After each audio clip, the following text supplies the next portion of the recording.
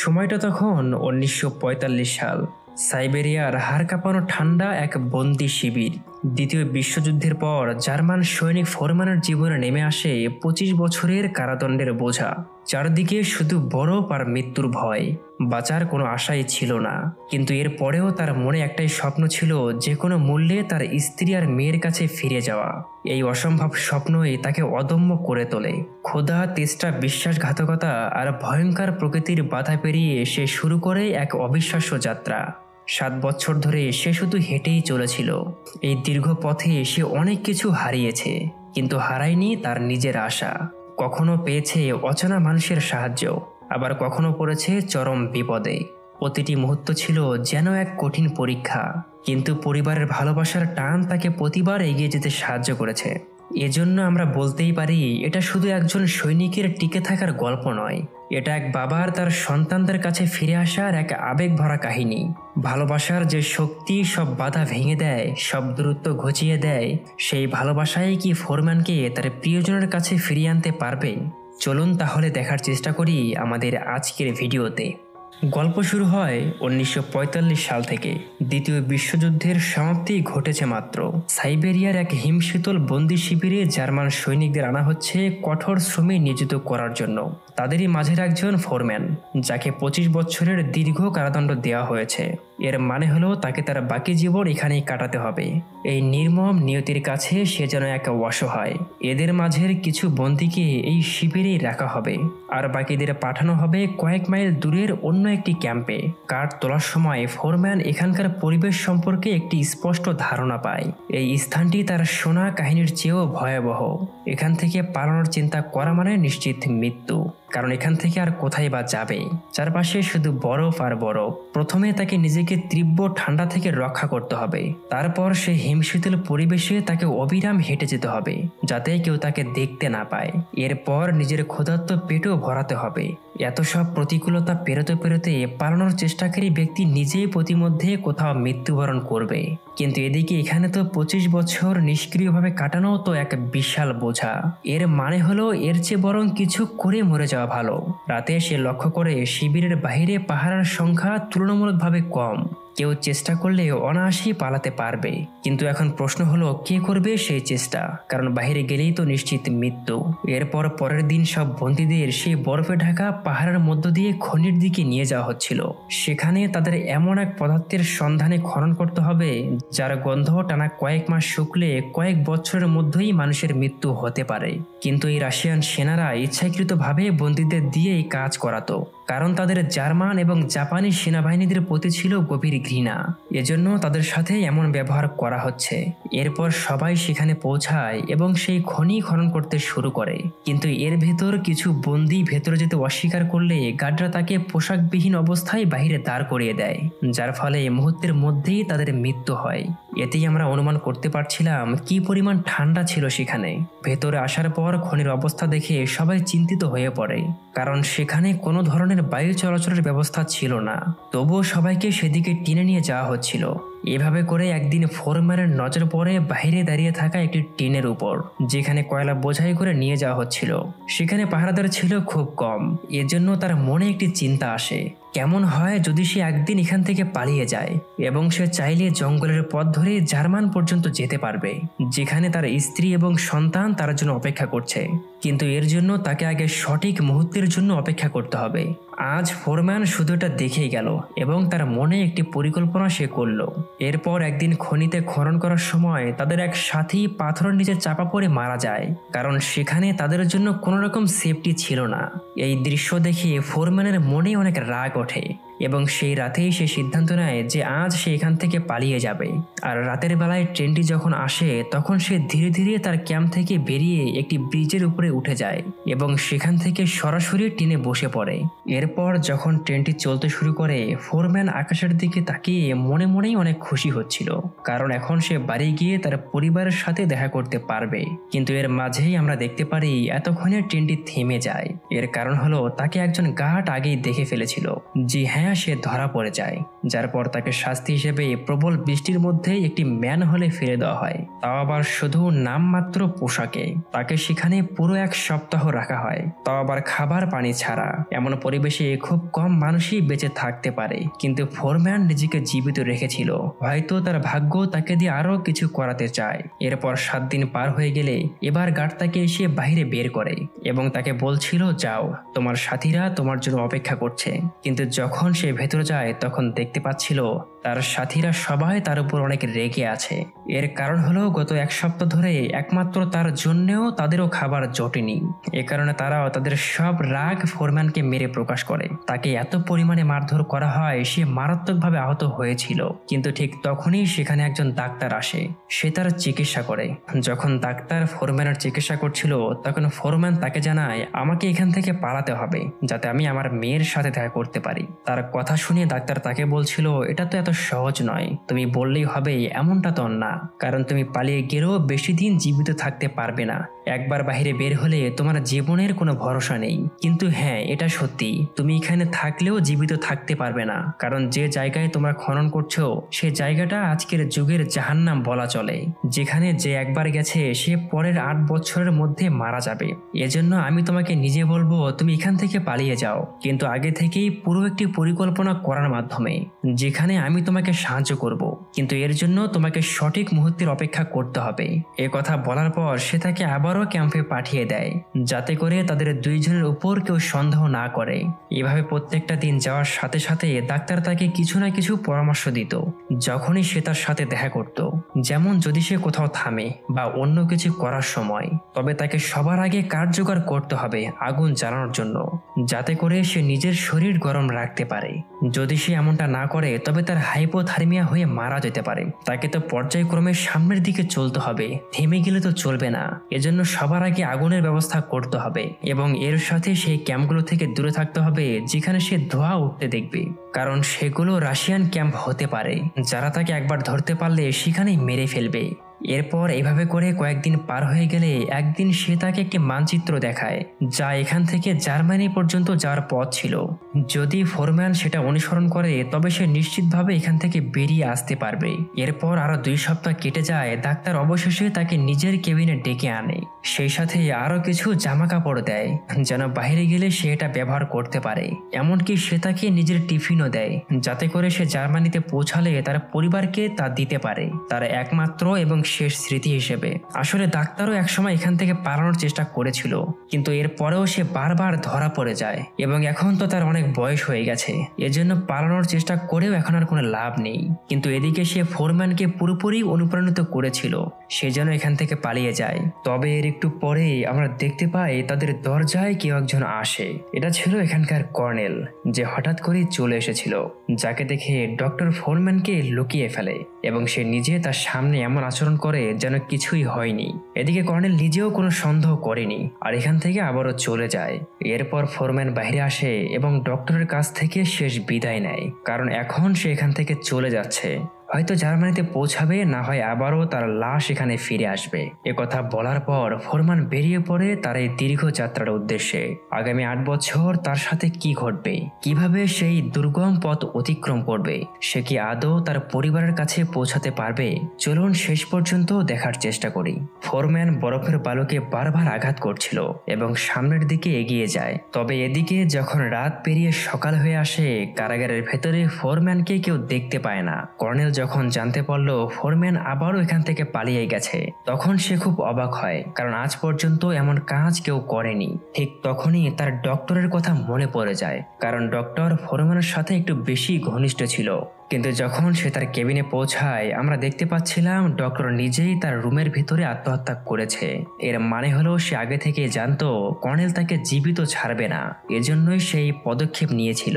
এদিকে এরপর থেকে শুরু হয়ে যায় ফোরম্যানকে খোঁজার চেষ্টা। অনেক দিন ধরে রাশিয়ান সৈনিকরা তাকে খুঁজতে থাকে, কিন্তু তাকে কোথাও খুঁজে পাওয়া যায় না। সবাই বলছিল হয়তো এতদিনে সে মারা গেছে, কারণ এমন হাড় কাঁপানো ঠান্ডায় নিজেকে বেশি দিন বাঁচিয়ে রাখা সম্ভব না। কিন্তু এদিকে কর্নেল কর্নেল ফোরম্যানকে অনেক ভালো করে চিনত। সে এত সহজে হাল ছেড়ে দেওয়ার পাত্র নয়, কারণ এর আগে তাকে ম্যান হলে ফেলে দেওয়া হয়েছিল, কিন্তু সবাইকে অবাক করে দিয়ে সে জীবিত অবস্থায় ফিরে আসে। এজন্য কর্নেলের পুরো বিশ্বাস ছিল সে এখনো জীবিত আছে, এবং আমরা দেখতে পাই কর্নেলের ধারণাই ঠিক, কারণ অন্যদিকে ফোরম্যান বরফের মাঝে শুধু হেঁটেই চলেছে, কিন্তু গত 6 দিন ধরে হাঁটতে হাঁটতে তার শরীরের শক্তি এখন একেবারেই নেই। এর মাঝে আবার তার খাবার পানিও ফুরিয়ে গেছে। ফোরম্যান সেখানে কোনো এক জায়গায় শুয়ে পড়ে, কিন্তু তখনই সে কোথায় থেকে যেন কুকুরের আওয়াজ শুনতে পায়। যখন সে পেছনে ফিরে দেখে তখন সেখানে রাশিয়ান গার্ডরা ছিল, যারা তার দিকে এগিয়ে আসছিল। এজন্য সে দ্রুত উঠে দৌড়ানো শুরু করে। তারা কাছে এসে তাকে উপর দিয়ে পিষে ফেলে, কিন্তু ভাগ্যবশত সে আবারও বেঁচে যায়। তবে আমরা দেখতে পাই আসলে এটা তার একটা ভয়ানক স্বপ্ন ছিল, যা তাকে আরো বেশি ভয় পাইয়ে দেয়। কিন্তু এদিকে তার মধ্যেই এখনো বাড়ি ফিরে যাওয়ার এক তুমুল আশ্বাস, আর এই মনোবল তাকে আবারও সামনের দিকে এগিয়ে নিয়ে যাচ্ছিল। এখন পর্যন্ত তার 4 দিন পার হয়ে গেছে কিছু না খেয়ে, এমনকি তার কাছে পানি পর্যন্ত নেই। আর এইভাবে হাঁটতে হাঁটতে প্রায় 12 দিন পার হয়ে যায়। এখন তার পায়ে বিন্দু পরিমাণ শক্তি নেই সামনের দিকে এগিয়ে যাওয়ার। এজন্য সে এক জায়গায় বসে একটু বিশ্রাম নেয়। তখনই তার নজর একটি সিলের উপরে পড়ে, যা তার খাবার হতে পারে, এবং তার চামড়াকে একটি উলের পোশাকের মতো সে ব্যবহার করতে পারবে। এজন্য সে খুব সাবধানতার সাথে সিলের উপরে গুলি চালায়, কিন্তু ঠান্ডা হওয়ার কারণে তার হাত পা কাঁপছিল, তাই সে প্রথমবার লক্ষ্য ভেদ করতে সক্ষম হয়নি। কিন্তু এদিকে এখন সেই সিল পালাতে শুরু করেছে। ফোরম্যান পেছন থেকে বারবার তার দিকে গুলি চালায়, এবং একসময় গিয়ে সে সফল হয়েছিল। এরপর সে সিলটির চামড়া আলাদা করে, এবং মাসখানেক পর সে পেট ভরে খাবার খায়, যার ফলে তার মধ্যে এক অন্য ধরনের শক্তি চলে আসে, আর সে আবারও সামনের দিকে এগিয়ে যাওয়ার শক্তি পেয়েছিল। এখানে তার কাছে একটি কম্পাসও আছে, সেটার সাহায্যে এত দিন ধরে সামনের দিকে এগিয়ে যাচ্ছে, কারণ এমন জায়গায় সঠিক রাস্তা খুঁজে বের করা এতটাও সহজ নয়। এভাবে করে বরফের নগরীতে তার 3 মাস পার হয়ে যায়। আর এই 3 মাস হাঁটার পর আজ সে তার নিজের সামনে একটি শুকনো গাছ দেখতে পাচ্ছিল। গাছটি দেখা মাত্র সে আরো দ্রুত দৌড়ানো শুরু করে এবং তাকে জড়িয়ে ধরে, কারণ গত 3 মাস ধরে সেটা প্রথম জিনিস দেখেছে যা বরফ থেকে একদম আলাদা ছিল। নয়তো তখন থেকে সে শুধু বরফে খেয়ে যাচ্ছিল এবং সেই সাথে পানও করছিল। এবার ফোরম্যান অনেক ক্ষমতা দেখায় এবং ক্রমাগত নিজের সাথে কথা বলতে থাকে, যাতে করে তার মস্তিষ্কের উপর তার নিয়ন্ত্রণ বজায় থাকে। সে এবার ধারণা করেছিল যেহেতু সে একটি গাছ দেখতে পেয়েছে, তবে সামনে গিয়ে জঙ্গলও সে দেখতে পাবে, যেখানে তারা ভালো কোনো খাবারেরও ব্যবস্থা হতে পারে। অন্যদিকে আমরা কর্নেলকে দেখতে পাই যে বেশ চিন্তা এবং সমস্যায় আছে। কিভাবে একজন লোক তার হাত থেকে পালিয়ে গেল, তাও আবার দুইটি বার, এমনকি এখন পর্যন্ত সে তাকে খুঁজেও বের করতে পারেনি। এজন্য কর্নেল এবার তার চরম লেভেলের বুদ্ধি ব্যবহার করে। সে একটি মানচিত্র দেখে এবং তারপর কয়েকজন সৈনিককে সেই দিকে যাওয়ার আদেশ দেয়, কারণ তার বিশ্বাস ছিল ফোরম্যান এখনো জীবিত আছে। তবে তার বিশ্বাস হয়তো সত্যি, কারণ এখনো ফোরম্যান জীবিতই ছিল, যে এখন জঙ্গলের ভিতরে পৌঁছে গেছে। এখানে জঙ্গলের মাঝে প্রায় সব গাছগুলোই শুকনো, যার ফলে তার আগুন জ্বালাতে কোনো প্রকার সমস্যা হওয়ার কথা নয়। কিন্তু তখনই বিশাল এক ঝড় তার উপর হামলে পড়ে। যদিও ফোরম্যান খুব চেষ্টা করেছিল যে কোনোভাবে সে কোথাও লুকিয়ে যাওয়ার, কিন্তু তার উপর একটি গাছ পড়ার কারণে সে মাটির নিচে চাপা পড়ে যায়। কিন্তু আজ হয়তো তার ভাগ্য ভালো ছিল, সেখানে তাকে কয়েকজন উদ্ধার করে, যারা এখানে সোনার সন্ধানে এসেছিল। তারা বরফের ভেতরে গোল্ড মাইনিং করে। লোকগুলো এখানে ফোরম্যানের জীবন বাঁচায় এবং এরপর 3 জনে এখান থেকে সামনের দিকে এগিয়ে যায়, কারণ তাদের একই দিকে যেতে হবে যেদিকে এতক্ষণ ফোরম্যান যাচ্ছিল। তারা জঙ্গল থেকে বেরিয়ে এমন এক এলাকায় পৌঁছে যায় যেখানকার আবহাওয়া একদম পরিষ্কার ছিল, কোনো ধরনের সমস্যা এখানে ছিল না। এখানে তারা একটি কাঠের ভেলা তৈরি করে, যার সাহায্যে নদী পার হয়। কিন্তু ঠিক তখনই সামনে গিয়ে নদীর প্রবাহ আরো অনেক বিশাল হয়ে ওঠে, যেখানে তাদের একজন সাথী পানিতেও পড়ে যায়। তবে এদিকে ফোরম্যান কোনো পরোয়া না করে তার জীবন বাঁচাতে পানিতে ঝাঁপিয়ে পড়ে এবং কোনো মতে তাকে তীরে নিয়ে আসে। কিন্তু তাদের যে সাথী ভেলায় ছিল সে তাদের জন্য না থেমে সামনের দিকে এগিয়ে যায় এবং সেই জায়গায় পৌঁছে যায় যেখানে তারা এর আগে বিরতি নিয়েছিল। এবং যে ছোট ছোট সোনার টুকরোগুলো তারা পেয়েছিল সেগুলো বের করে, যা দেখে তার মনে এক ধরনের লোভ চলে আসে। সে মনে করছিল তারা দুইজন তো এতক্ষণে মারাই গেছে, এখন তো আর এই স্বর্ণের ভাগ কাউকে দিতে হবে না। এজন্য একাই সবকিছু নিয়ে সে এখান থেকে পালিয়ে যাওয়ার চেষ্টা করে, কিন্তু ততক্ষণে ফোরম্যান আর সেই লোকটা তার সামনে এসে দাঁড়ায়। এখানে তার সঙ্গে জানতে পারে সে তাকে ঠকিয়েছে আর একা এখান থেকে পালিয়ে যাওয়ার চেষ্টা করছিল। রাগের মাথায় লোকটি তাকে বন্দুক দিয়ে গুলি করে এবং তারপর ফোরম্যানকে নিয়ে এখান থেকে সামনের দিকে এগিয়ে যায়। তবে এদিকে ফোরম্যানের তার এমন কঠোর আচরণ একদমই ভালো লাগেনি, কিন্তু সে আপাতত তাকে তেমন কিছুই বলেনি। এরপর আবারও দুইজন হাঁটতে শুরু করে। তাদের সফর অনেক দীর্ঘ। রাস্তার মাঝে তাদের আবার সে বিপজ্জনক বরফ আর ঠান্ডার মোকাবেলা করতে হয়, কিন্তু এর জন্য থামলে তো আর চলবে না। ফোরম্যানের সাথে যে লোকটি ছিল তার বয়স তুলনামূলক একটু বেশি, এজন্য সে চিন্তা করে লোকটির মালপত্র সে নিজে বহন করবে। হয়তো সে একটু ক্লান্ত হয়ে গেছে, কিন্তু যখন সেই কথা লোকটিকে বলে তখন তার মনে হয় হয়তো ফোরম্যান তার সোনা কেড়ে নেওয়ার মতলব করছে। এজন্য একসময় হঠাৎ করে সে তাকে সেখানে ধাক্কা দিয়ে নিজে পালিয়ে যায়। এদিকে যখন ফোরম্যানের চোখ খোলে তখন সে নিজের সামনে ক্ষুধার্ত নেকড়েদের দেখতে পাচ্ছিল, যারা তার আশেপাশে ঘুরে বেড়াচ্ছে আর এমনকি তার উপর আক্রমণ করার চেষ্টা করে। এদিকে ফোরম্যান দ্রুত একটা শুকনো গাছের উপরে উঠে পড়েছিল, কিন্তু নেকড়েগুলো তাকে সেখান থেকেও টেনে নিচে নামিয়ে ফেলে। ফোরম্যান এখন ভালো করে বুঝতে পারে তার জীবন হয়তো এখানেই শেষ, তারা বাড়ি ফেরা আর হলো না। সে চোখ বন্ধ করে তার স্ত্রী এবং মেয়ের মুখ কল্পনা করতে থাকে এবং সেখানেই অজ্ঞান হয়ে পড়ে যায়। তাহলে এখন প্রশ্ন হলো, ফোরম্যান কি বেঁচে আছে? সে কি তার বাড়িতে ফিরে যেতে পারবে? দেখা যাক সামনে তার সাথে কি ঘটে। এরপর আমরা দেখতে পাই এখানকার একজন লোক তাকে সাহায্য করেছে এবং সে তাকে নিজের গ্রামে নিয়ে আসে, যেখানকার লোকেরা তার খুব যত্ন নেয়। কিন্তু এর পরদিন সকালে তাদের কাছে রাশিয়ান বাহিনীর বার্তা আসে, যদি তারা কোনো জার্মানকে আশ্রয় দেয় তবে তাদের সবাইকে মেরে ফেলা হবে। এজন্য তারা দ্রুত ফোরম্যানকে এখান থেকে চলে যাওয়ার জন্য বলে। তবে যাওয়ার আগে তাকে অনেক খাবার এবং একটি কুকুরও দিয়েছিল, যাতে করে তার একাকিত্ব অনুভব না হয়। এরপর তারা দুইজন এখান থেকে সামনের দিকে এগিয়ে যাওয়া শুরু করেছিল। আপনি জেনে অবাক হবেন, আজ ফোরম্যানের হাঁটতে হাঁটতে পুরো 1.5 বছর পার হয়ে গেছে। না জানি আর কতদিন তাকে এভাবে হাঁটতে হবে। অনেকটা দূরে আসার পর সে একটি জঙ্গলে পৌঁছে যায়, যেখানে একটি কাঠের মিল রয়েছে। সেখানকার লোকেরা তাকে দেখে ফেলে, কিন্তু যখন তার গল্প শুনে তখন তাদের তার প্রতি খুব মায়া হচ্ছিল। এজন্য এখানকার মালিক তাকে একটি মালগাড়িতে বসিয়ে দেয়, যা পশ্চিম জার্মানির দিকেই যাচ্ছিল। ফোরম্যান এখন মনে মনে অনেকটাই খুশি। অবশেষে সে তার পরিবারের সাথে দেখা করতে পারবে, নিজের বাড়িতে যেতে পারবে। কিন্তু তার এই আশা কি পূরণ হবে? হঠাৎ করে রাতের বেলায় তার সামনে কিছু রাশিয়ান বাহিনীকে দেখা যায়। হ্যাঁ, আপনি ঠিকই ধরেছেন, তার সাথে এক বিশ্বাসঘাতকতা করা হয়েছে। সেই মিল মালিক পুরস্কারের লোভে এমনটা করেছিল। কর্নেলকে আগেই জানিয়ে দিয়েছে, সে নিজেও সেখানেই দাঁড়িয়েছিল। কিন্তু এদিকে ফোরম্যান তার কুকুরকে নিয়ে দৌড়ানো শুরু করে দেয়। তবে কত দূরে বার যেতে পারবে, কারণ একটু সামনেই আমরা কর্নেলকে দেখতে পাচ্ছিলাম, যে তার সামনে দাঁড়িয়েছিল এবং তাকে দেখে জোরে জোরে হাসতে শুরু করে, কারণ শেষ পর্যন্ত ফোরম্যান তার হাতে ধরা পড়ে গেল।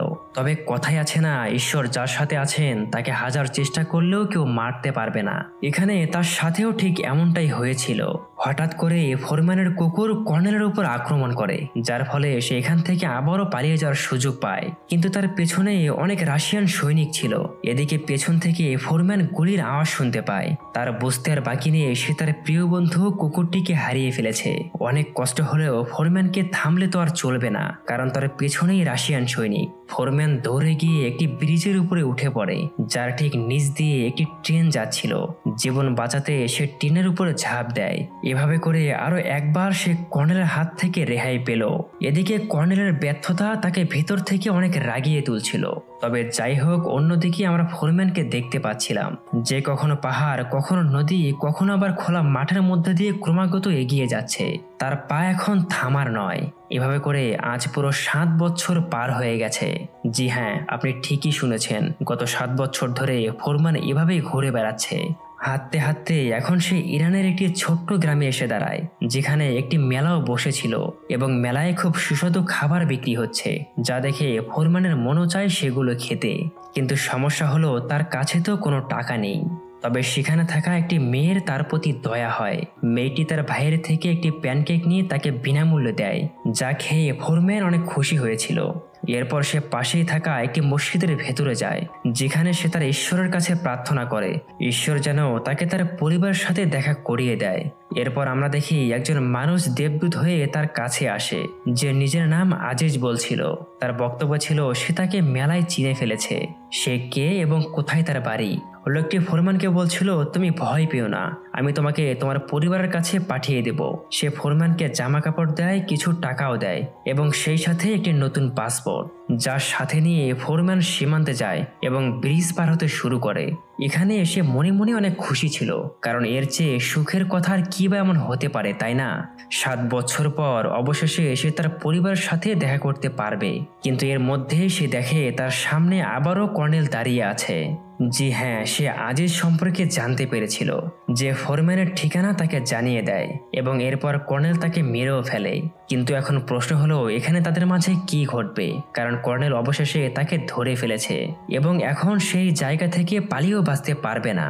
ফোরম্যান ভেতর থেকে অনেকটাই ভেঙে পড়ে, কারণ গত 7 বছর ধরে প্রতিটি আবহাওয়ার মোকাবেলা করে ক্ষুধা পিপাসার কষ্ট পেয়ে এবং জঙ্গল পাড়ি দিয়ে এত দূর পর্যন্ত সে আসতে পেরেছে।